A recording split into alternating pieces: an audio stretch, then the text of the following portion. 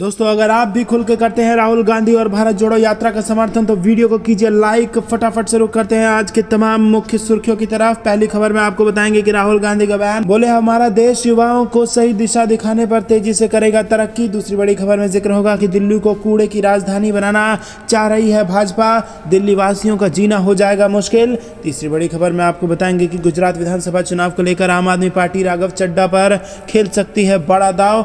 चौथी खबर में जिक्र होगा कि चौबंद हो रहा है विपक्ष, बीजेपी विरोधी वोटों का बंटवारा रोकने के लिए मजबूत रणनीतिक गठबंधन की है जरूरत। और पांचवी बड़ी खबर में जिक्र होगा कि बीजेपी सांसद सुमेधानंद सरस्वती के खिलाफ धोखाधड़ी का मामला दर्ज।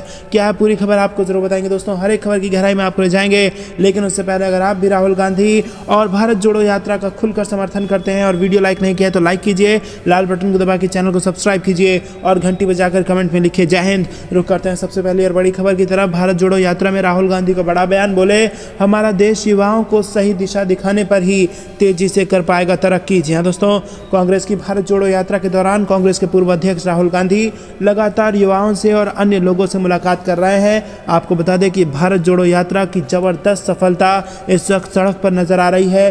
क्या महिलाएं, क्या बूढ़े, क्या बच्चे और क्या नौजवान, हर कोई इनके साथ कदम से कदम मिला के चल रहा है। और सबकी कोशिश है कि जो अमीर और गरीब में भारत बंट चुका है, जो हिंदू और मुसलमान में भारत बढ़ चुका है, उस भारत को जोड़ा जाए और एकजुट किया जाए और सांप्रदायिक ताकतों से लड़ा जाए। और दोस्तों इसी बीच आपको बता दें कि राहुल गांधी ने युवाओं को लेकर बड़ा बयान दिया है। राहुल गांधी ने सोशल मीडिया पर युवाओं को लेकर लिखा है कि हमारा देश एक युवा देश है, युवाओं के रूप में हमारे पास एक बहुत बड़ी शक्ति है। अगर हम अपने युवाओं की ऊर्जा का सही से इस्तेमाल करें तो उन्हें सही दिशा दिखाएं तो हमारा देश बहुत तेजी से तरक्की कर सकता है। लेकिन देश में पिछले 45 सालों में सबसे ज़्यादा बेरोजगारी है, पढ़े लिखे नौजवान रोजगार की तलाश में भटक रहे हैं, निराशा की गिरफ्त में हैं। और हमारा कर्तव्य भी है और आज समय की मांग भी है कि हम अपने युवाओं की रीढ़ मजबूत करें और उन्हें सकारात्मकता की तरफ ले जाएं। तो दोस्तों जिस प्रकार से सरकारी नौकरियां कम हो रही हैं और सरकारी संस्थाओं को बेचा जा रहा है, उसके बाद राहुल गांधी का ये संदेश प्रासंगिक हो जाता है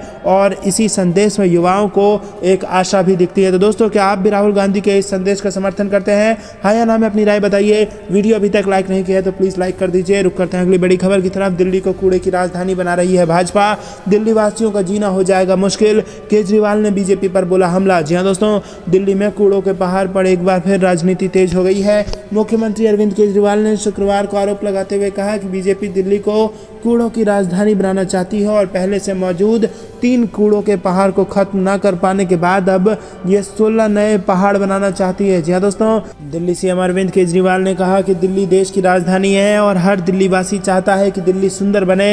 यदि बाहर से कोई आए तो उन्हें लगे कि अच्छे देश की अच्छी राजधानी है। लेकिन पिछले कुछ सालों में शिक्षा, स्वास्थ्य, बिजली, पानी के क्षेत्र में काम हुआ, लेकिन सफाई बहुत खराब है, चारों तरफ कूड़ा है।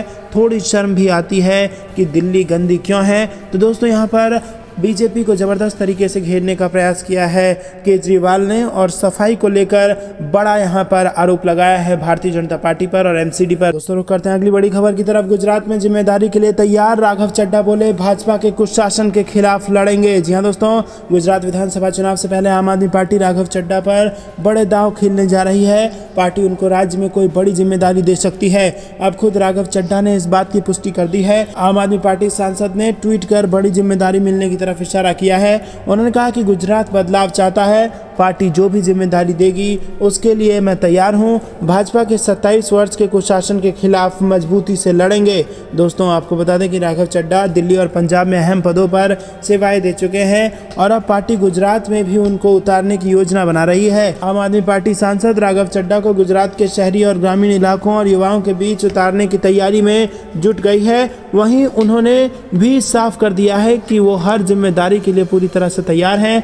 राघव का कहना है कि गुजरात अब बदलाव चाहता है, पार्टी जो भी जिम्मेदारी देगी उनके लिए वो तैयार है। रुक करते हैं अगली बड़ी खबर की तरफ। बारिश के एक तेज झोंके में ही बह गई भाजपा सरकार की तमाम योजनाएं, अखिलेश यादव ने कसा तंज। जी हाँ दोस्तों, अखिलेश यादव ने शुक्रवार को उत्तर प्रदेश में बारिश से जन धन की क्षति को लेकर सत्तारूढ़ भारतीय जनता पार्टी पर निशाना साधते हुए कहा कि बारिश के एक तेज झोंके में ही भाजपा सरकार की तमाम योजनाएं बह गई हैं। पूर्व मुख्यमंत्री ने शुक्रवार को सपा मुख्यालय से जारी एक बयान में कहा कि उत्तर प्रदेश में तेज बारिश से जनजीवन बुरी तरह से अस्त व्यस्त हो गया है। सरकारी दावों और स्थानीय निकायों के कामकाज की भी इससे पोल खुल गई है और राजधानी लखनऊ सहित कई जनपदों में मौतें हुई हैं। उन्होंने दावा किया कि स्मार्ट सिटी बनाने के नाम पर करोड़ों के वारे न्यारे हो गए, पर हालात जस के तस हैं। बारिश के एक तेज झोंके में ही भाजपा सरकार की तमाम योजनाएं बह गई। मुख्यमंत्री पर तीखा प्रहार करते हुए पूर्व मुख्यमंत्री ने कहा कि उत्तर प्रदेश में भाजपा सरकार जनता और जन समस्याओं के प्रति अपूर्णतया उपेक्षा और संवेदनहीनता का रवैया अपनाए हुए है। उन्होंने कहा कि मुख्यमंत्री जी सख्ती करने के तथाकथित निर्देश जारी करते रहते हैं, पर अब उनके ही अधिकारी उन्हीं की बात पर ध्यान नहीं देते। रुक करते हैं अगली बड़ी खबर की तरफ। संपत्ति और आमदनी से संबंधित जानकारी छिपाने के आरोप में केंद्रीय मंत्री नितिन गडकरी से सुप्रीम कोर्ट ने नोटिस जारी कर मांगा जवाब। जी हां दोस्तों, सुप्रीम कोर्ट ने नितिन गडकरी और चुनाव आयोग को नोटिस जारी कर केंद्रीय मंत्री नितिन गडकरी के खिलाफ दाखिल चुनाव याचिका पर जवाब मांगा है। केंद्रीय मंत्री पर संपत्ति और आमदनी से संबंधित जानकारी छिपाने का आरोप है। सर्वोच्च न्यायालय ने बॉम्बे हाईकोर्ट के उस आदेश को चुनौती देने वाली याचिका पर नोटिस जारी किया जिसमें नितिन गडकरी के खिलाफ दायर चुनावी याचिका की अपील में से आदर्श आचार संहिता से संबंधित कुछ हिस्सा हटा दिया गया था। सुप्रीम कोर्ट ने नितिन गडकरी और चुनाव आयोग और अन्य पक्षकारों को नोटिस जारी किया है। खबरों के अनुसार नितिन गडकरी पर आरोप है कि उन्होंने कृषि कार्य से संबंधित आमदनी, अचल संपदा यानी भूखंड और भवन, जिनका जिक्र गडकरी ने अपने नामांकन के समय दिए गए शपथ पत्र में नहीं किया था, हाईकोर्ट ने इसे सुनवाई से हटा दिया और इसे ही सुप्रीम कोर्ट में चुनौती दी गई है। रुक करते हैं अगली बड़ी खबर की तरफ। महंगाई के खिलाफ मार्च। तमिलनाडु में बिजली बिल में बढ़ोतरी के विरोध में सड़कों पर उतरे एआईएडीएमके के हजारों कार्यकर्ता। जी हां दोस्तों, महंगाई की मार झेल रही जनता की मुसीबतें सरकार ने बिजली बिल में बढ़ोतरी करके और बढ़ा दी है, जिसके खिलाफ हजारों लोग सड़क पर उतर आए हैं। मुख्य विपक्षी पार्टी के नेतृत्व में बिजली बिल की बढ़ोतरी का विरोध किया जा रहा है। रुक करते हैं अगली बड़ी खबर की तरफ। यूपी, महाराष्ट्र समेत कई राज्यों में भारी बारिश की चेतावनी। मौसम विभाग ने जारी किया हाई अलर्ट। जी हां दोस्तों, देश के कई हिस्सों में बारिश को लेकर मौसम विभाग ने अलर्ट जारी किया है।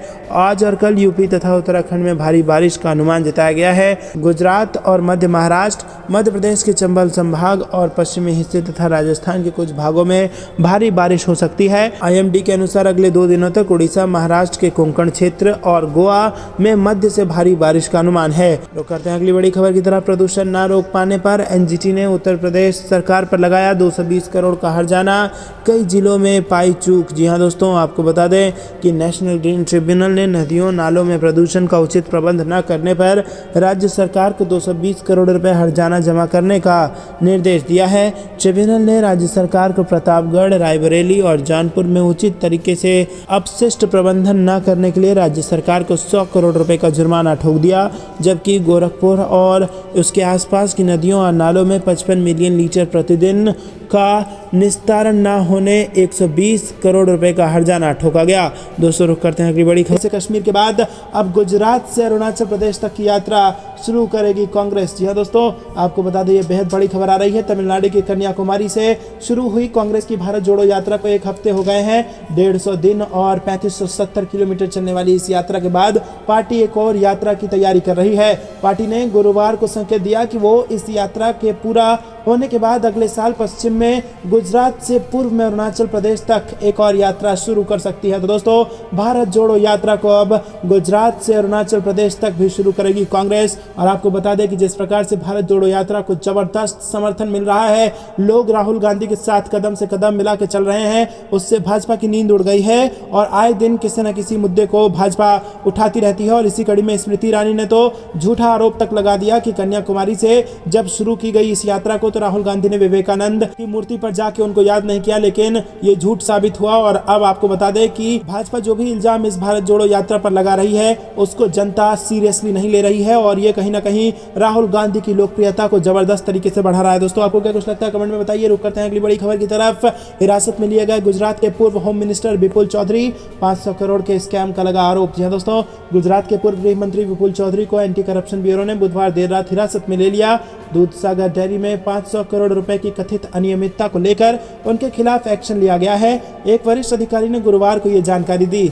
Chaudhary Gujarat cooperation milk marketing federation के पूर्व चेयरमैन भी हैं, जहां अमूल ब्रांड से अपने उत्पादों की बिक्री करता है। चौधरी दूधसागर डेयरी के प्रमुख भी थे और एसीबी के जॉइंट डायरेक्टर मार्ग चौहान ने कहा कि चौधरी के सीए शैलेश पारिक को भी हिरासत में लिया गया है। उन्होंने कहा कि दोनों की कोविड जांच के बाद दोनों को गिरफ्तार किया जाएगा। रुक करते हैं अगली बड़ी खबर की तरफ। लखीमपुर खीरी घटना पर बोले राहुल गांधी, जेल से दुष्कर्मियों की रिहाई करने वालों से महिला सुरक्षा की कोई उम्मीद नहीं की जा सकती। जी हाँ दोस्तों, उत्तर प्रदेश की भाजपा सरकार पर गुरुवार को कांग्रेस नेता राहुल गांधी ने तीखा हमला बोला।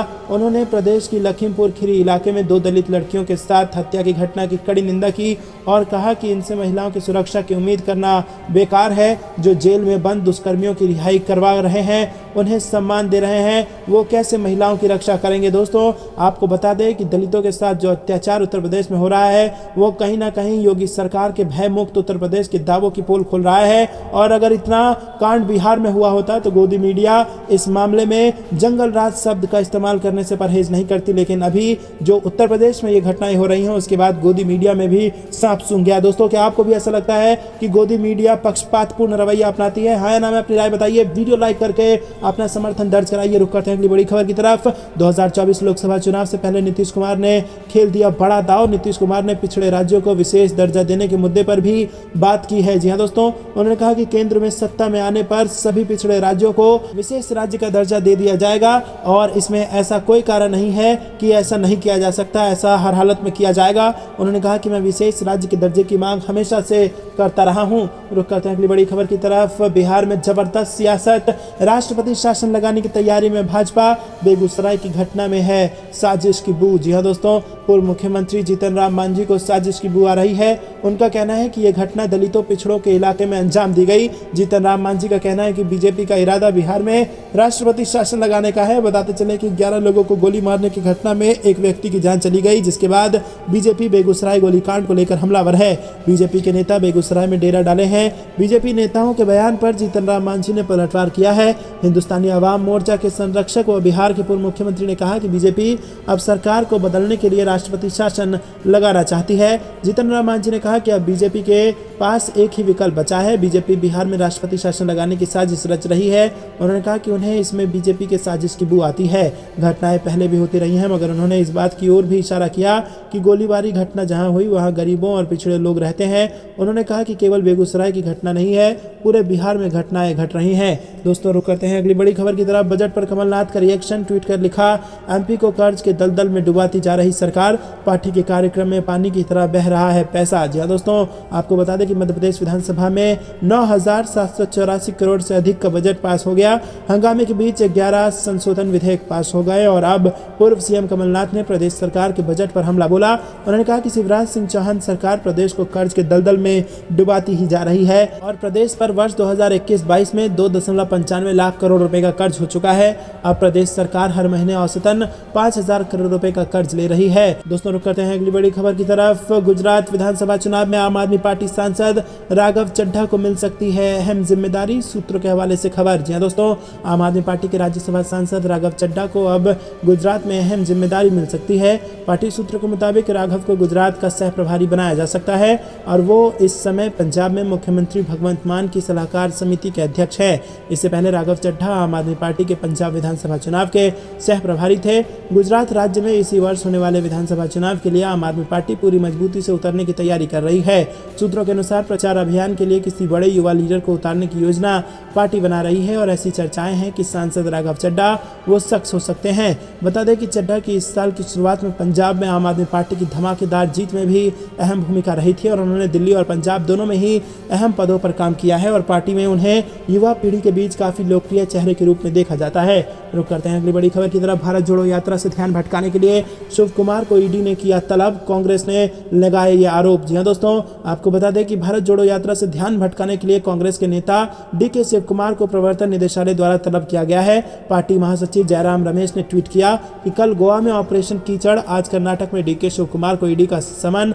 मोदी शाह भारत जोड़ो यात्रा को भटकाने के लिए बेताब हैं, क्योंकि इससे न सिर्फ लोग जुड़ रहे हैं बल्कि जबरदस्त उत्साह का भी माहौल है। तो दोस्तों, क्या आपको भी ऐसा लगता है कि क्योंकि भारत जोड़ो यात्रा जबरदस्त तरीके से सफल हो रही है इसीलिए भाजपा इन चालों को चल रही है? तो हाँ या ना में अपनी राय बताइए। वीडियो अभी तक लाइक नहीं किया है तो लाइक करके अपना समर्थन जरूर दर्ज कराइए। रुक करते हैं अगली बड़ी खबर की तरफ। पी चिदम्बरम का बीजेपी पर निशाना, कहा थोक खरीदार भारत के सभी विधायकों को खरीद लेगा। जी हाँ दोस्तों, कांग्रेस के वरिष्ठ नेता पी चिदम्बरम ने भाजपा पर निशाना साधते हुए गंभीर आरोप लगाए। गोवा में कांग्रेस के 8 विधायकों के भाजपा में शामिल होने को लेकर सत्ताधारी दल पर निशाना साधते हुए पी चिदम्बरम ने कहा कि 2014 के बाद से भाजपा भारतीय बाजार में एक थोक खरीदार है और एक दिन वो खरीदार लगभग सभी विधायकों को खरीद लेगा और देश के मतदाताओं का मजाक उड़ाएगा।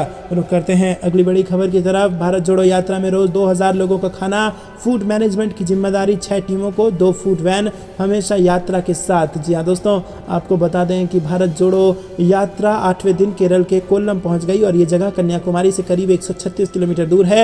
यात्रा के साथ लगभग 2000 लोग चल रहे हैं। इनमें 119 भारत यात्री, 200 से ज़्यादा अतिथि यात्री, 400 से ज़्यादा प्रदेश यात्री और 1000 से ज़्यादा वॉलंटियर हैं। और भारत यात्रियों का दिन सुबह 4 बजे से शुरू होता है और 6 बजे सभी को झंडा वंदन में शामिल होना जरूरी है। 7 बजे से यात्रा शुरू हो जाती है। यात्रियों के लिए नाश्ता और खाना बनाने का काम 6 टीमों के जिम्मे है, जो फूड वैन यात्रा के साथ चलती है। खाने के लिए किसी स्कूल, कॉलेज, आश्रम या कन्वेंशन सेंटर में रुका जाता है। दोस्तों, आपको बता दें कि भारत जोड़ो यात्रा में जबरदस्त जन समर्थन मिल रहा है और इसीलिए ये सारे प्रबंध कांग्रेस पार्टी द्वारा किए गए हैं। रुक करते हैं अगली। बवाल के लिए दूसरे राज्यों से गुंडे लाई भाजपा, आग लगाने वालों को बख्शा नहीं जाएगा, ममता बनर्जी का बयान। जी दोस्तों, पश्चिम बंगाल की मुख्यमंत्री ममता बनर्जी ने बुधवार को आरोप लगाया कि भाजपा मंगलवार को राज्य सचिवालय नवन्ना तक अपने मार्च के दौरान हंगामा करने के लिए दूसरे राज्यों से गुंडों को लेकर आई थी और उन्होंने कहा कि मैं अग्निअस्त्र और बम के साथ आंदोलन करने वाले लोगों को बर्दाश्त नहीं करूंगी। ममता बनर्जी ने पूर्वी मिदनापुर जिले में एक प्रशासनिक समीक्षा बैठक की संबोधन करते हुए कहा कि बीजेपी उस हंगामे में शामिल होने के लिए लोगों को ट्रेनों के जरिए लेकर आई और यहां तक कि दूसरे राज्यों से भी गुंडे लाए गए जिन्होंने ईंट, पत्थर और बम फेंके हैं, जिसमें कई पुलिसकर्मी घायल हो गए। मैं इनको बर्दाश्त नहीं करूंगी। और दोस्तों, यहां पर बड़ा ऐलान कर दिया है ममता बनर्जी ने, जिसके बाद गुंडों का होगा पश्चिम बंगाल में मुकम्मल इलाज। आपको क्या लगता है, क्या होना चाहिए पत्थरबाज गुंडों के साथ? कमेंट में जरूर बताइए। रुक करते हैं अगली बड़ी खबर की तरफ। भारत जोड़ो यात्रा सर चढ़ के बोल रही है राहुल गांधी की सादगी और ईमानदारी। जी हाँ दोस्तों, बड़ी खबर आ रही है। एक सवाल ये उठ रहा है कि भारत जोड़ो यात्रा केरल में इतने ज्यादा दिन क्यों बीत रही है? उत्तर प्रदेश, जहां भारत को जोड़े जाने की जरूरत सबसे ज्यादा है, वहां सिर्फ 2 दिन और जुड़े जुड़ाए केरल में 18 दिन। तो इसका जवाब केवल यही है कि यात्रा को एक सीधी रेखा में रखा गया है। कन्याकुमारी से केरल तक जो शहर सीध में आते हैं उन्हें ले लिया गया है। और अगर इस तरह के सवाल उठे तो ये भी उठेगा कि क्या असम और नागालैंड को जोड़ने की जरूरत नहीं है? लेकिन इस यात्रा में जोर कन्याकुमारी से कश्मीर तक एक भारत का है। तो दोस्तों, इस सवाल में कोई तर्क नहीं है। और आपको बता दें कि क्योंकि राहुल गांधी की भारत जोड़ो यात्रा जबरदस्त तरीके से सुपर हिट हो रही है, क्या बच्चे क्या बूढ़े, हर व्यक्ति उनके साथ कदम से कदम मिलाकर पथ पर चल रहा है, रथ पर नहीं चल रहा। और इसीलिए कहीं ना कहीं भाजपा को मिर्ची लग रही है और वो किसी न किसी तरीके से इसको घेरने की कोशिश कर रही है। आपको क्या कुछ लगता है? क्या आप भी भारत जोड़ो यात्रा का समर्थन करते हैं? अगर करते हैं तो वीडियो लाइक करना मत भूलिएगा। रुक करते हैं अगली बड़ी खबर की तरफ। फिर बेकाबू हुई बेरोजगारी। अगस्त में 12 महीने के उच्च स्तर पर पहुंची, 66 लाख लोगों को नहीं मिला कोई काम। जी दोस्तों, देश में बेरोजगारी दर एक बार फिर ऊंचे स्तर पर पहुंच गई है। Centre for monitoring Indian economy के आंकड़ों के मुताबिक अगस्त महीने में बेरोजगारी दर 8.3% पर है, जो कि बीते 12 महीने का उच्चतम स्तर है। दोस्तों, आंकड़ों के मुताबिक शहरों और ग्रामीण इलाकों में बेरोजगारी दर में अंतर है। शहर में जहां बेरोजगारी दर 9.6% है, तो वहीं ग्रामीण क्षेत्रों में ये 7.7% है। बीते 1 साल के दौरान ग्रामीण और शहरी इलाकों में बेरोजगारी के आंकड़े चिंताजनक रहे हैं और आमतौर पर शहरों में बेरोजगारी अधिक रही है। सिर्फ फरवरी और जून महीने में ग्रामीण इलाकों में बेरोजगारी का आंकड़ा शहरों से अधिक रहा है। तो दोस्तों, आपको बता दें कि शहरों में हर 1000 में से 96 लोगों को नौकरी नहीं मिल रही है और वहीं ग्रामीण इलाकों में हर 1000 में से 77 लोगों को जो काम करना चाहते हैं उनको नौकरी नहीं मिल रही है। और इससे ये पता चलता है कि बेरोजगारी कितने भयंकर स्थिति में पहुंच चुकी है। रुक करते हैं अगली बड़ी खबर की तरफ। AIMIM चीफ ओवैसी का तंज, बेरोजगारों की बात होने पर चीते से भी तेज भागते हैं PM मोदी। जी हाँ दोस्तों, AIMIM के मुखिया असदुद्दीन ओवैसी राजस्थान की राजधानी जयपुर पहुंचे और यहाँ उन्होंने हिजाब, मदरसों के सर्वे से लेकर कई मुद्दों पर बात की। इस दौरान ओवैसी ने PM मोदी पर भी निशाना साधा और उन्होंने कहा कि एक सवाल के जवाब पर कहा कि बेरोजगारी की बात पर तेज भागने में प्रधानमंत्री चीते को भी पीछे छोड़ देते हैं। दरअसल प्रधानमंत्री नरेंद्र मोदी अपने जन्मदिन पर नामीबिया से आए 8 चीतों को कूनो पालपुर राष्ट्रीय उद्यान में छोड़ेंगे और इसी से जुड़े एक सवाल के जवाब में उन्होंने कहा कि मोदी जी, बेरोजगारी की बात होने पर तेज भागने में चीते को भी पीछे छोड़ देते हैं। तो क्या दोस्तों आपको भी ऐसा लगता है कि बेरोजगारी के सवाल से भाजपा हिचकिचाती है? हाँ या ना में अपनी राय बताइए। रुक करते हैं अगली बड़ी खबर की तरफ, जो कि बिहार से आ रही है, जहां पर आपको बता दें कि आरजेडी ऑफिस पहुंचे लालू यादव। तेजस्वी के बारे में ली जानकारी और कार्यकर्ताओं से कहा कि विरोधियों की साजिश को फेल करना है। जी हाँ दोस्तों, आरजेडी सुप्रीमो लालू यादव ने पार्टी कार्यकर्ताओं से आम लोगों की सेवा करने और पार्टी व संगठन को ताकत देने के लिए काम करने को कहा है। लालू यादव बुधवार को पार्टी के प्रदेश दफ्तर में कार्यकर्ताओं से रूबरू हुए और उन्होंने कहा कि प्रदेश में महागठबंधन की सरकार है और ये बेहतर ढंग से चल रही है, हमें इसमें सहयोगी की भूमिका निभानी है। उन्होंने कार्यकर्ताओं को संयमित रहने और उकसावे वाली कार्रवाई से दूर रहने की भी नसीहत दी। उन्होंने कहा कि विरोधियों की कोई साजिश इस बार कामयाब नहीं होने देना है। रुक करते हैं अगली बड़ी खबर की तरफ। अरविंद केजरीवाल का दावा, पंजाब के 10 विधायकों से बीजेपी ने किया संपर्क, एमएलए खरीद रहे हैं, सरकारें गिरा रहे हैं। जी हाँ दोस्तों, आपको बता दें कि दिल्ली के मुख्यमंत्री अरविंद केजरीवाल ने एक बार फिर बीजेपी पर बड़ा हमला किया। केजरीवाल ने दावा किया कि बीजेपी ने पंजाब के 10 आम आदमी पार्टी विधायक से संपर्क किया और उनको खरीदने की कोशिश की है, लेकिन वो नाकाम रहे। केजरीवाल ने कहा कि बीजेपी देश भर में दूसरी पार्टियों के विधायकों को खरीदकर सरकार गिराने का काम कर रही है। ये दूसरा मौका है जब दिल्ली के मुख्यमंत्री अरविंद केजरीवाल ने सीधे सीधे बीजेपी पर आम आदमी पार्टी के विधायकों को खरीदने का प्रयास करने का आरोप लगाया। इसके पहले दिल्ली के उप मुख्यमंत्री मनीष सिसोदिया और मुख्यमंत्री केजरीवाल ने दिल्ली में आम आदमी पार्टी के विधायकों को खरीदने का आरोप लगाया था। और दोस्तों, इसके साथ आपको बता दें कि राघव चड्ढा ने कहा है कि ऐसा क्यों हो रहा है कि कांग्रेस शासित राज्यों में जो बीजेपी का ऑपरेशन लोटस है वो सक्सेसफुल हो जा रहा है, लेकिन दिल्ली और पंजाब जहां पर आम आदमी पार्टी की सरकार है वहां पर ऑपरेशन लोटस फेल हो जा रहा है। और यहां पर आपको बता दें कि पंजाब में भी ऑपरेशन लोटस होते होते फेल हो गया। रुक करते हैं अगली बड़ी खबर की तरफ, जो कि उत्तर प्रदेश से आ रही है। सपा के धरना प्रदर्शन को पुलिस लाठी से रोकना चाह रही है। भाजपा योगी सरकार पर भड़के अखिलेश यादव। जी हाँ दोस्तों, समाजवादी पार्टी ने बढ़ती महंगाई, बेरोजगारी समेत अन्य मुद्दों पर 14 से 18 सितंबर तक 4 दिन विधान भवन पर धरना प्रदर्शन की घोषणा की है। खुद अखिलेश यादव भी एक दिन धरना में शामिल होने वाले हैं।